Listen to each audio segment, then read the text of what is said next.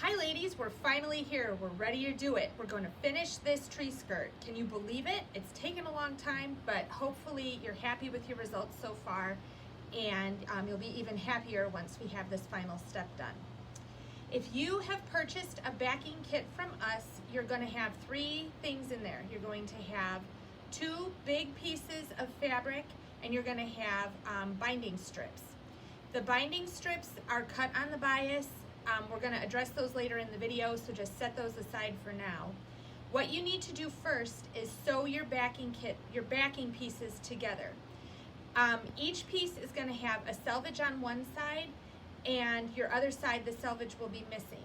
You're also going to have one piece that is a complete width of fabric and another piece that's just half. We've got this all prepared for you so that you, to make it nice and easy and hopefully pretty simple. The first thing you're going to do is load up your machine with creamy colored thread, probably the same thread you used to sew all of your wedges together. And you're going to sew your two large pieces of backing together. When you're done, you should have a selvage, a seam, and a selvage. Okay, so you have one big piece of fabric. You're going to see ours in a minute here. We've got it taped down. But when it's together, it should be, again, selvage with a seam and a selvage. That seam should be sewn at 1/4 inch with 1.8 stitch length, and then you should press that seam open. If you press it to one side, you're going to have a bulky spot on your tree skirt. If you press it open, it reduces some of the bulk. Once you've got that sewn together, you're going to tape it down, and we've done that here.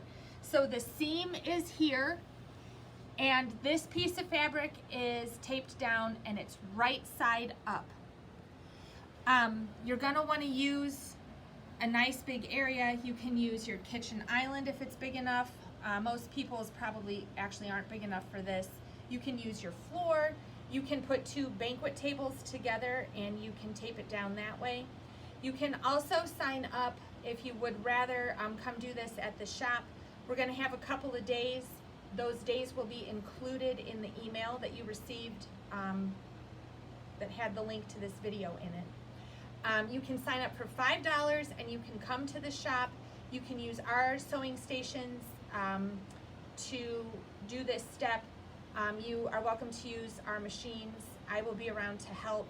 The only thing you will have to bring are your own quilting pins. We do not have enough of those to share with everyone. If you sign up for one of these days, we will have to take turns taping everybody's backing down.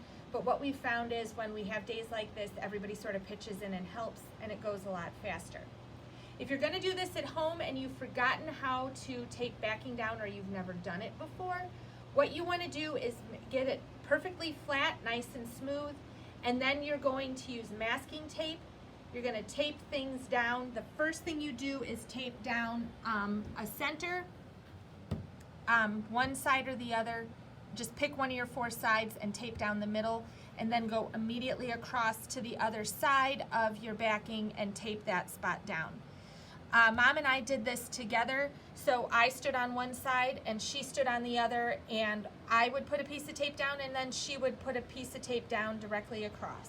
And then we just sort of worked our way around the backing until it was all taped down. Again, right side up. You want to be able to look down and see the pretty side of your fabric. If you tape it down wrong side up, you're going to have a big problem, because the next thing we're going to do is take our tree skirt and we're going to lay it down, and we're going to lay it down so we have right sides together. Okay, and what we're going to do is you're going to get it again perfectly flat. And then you're going to take your quilting pins and you're going to pin it down so it's perfectly flat and not lumpy anywhere. And the quilting pins, what you're going to do once you've got it all taped down is sew down this edge where the opening is. You're going to sew down the edge, and you're going to go around all of the scallops. Okay? So, and you're going to go all the way around until you come back to the other side of your opening here, and you're going to sew up.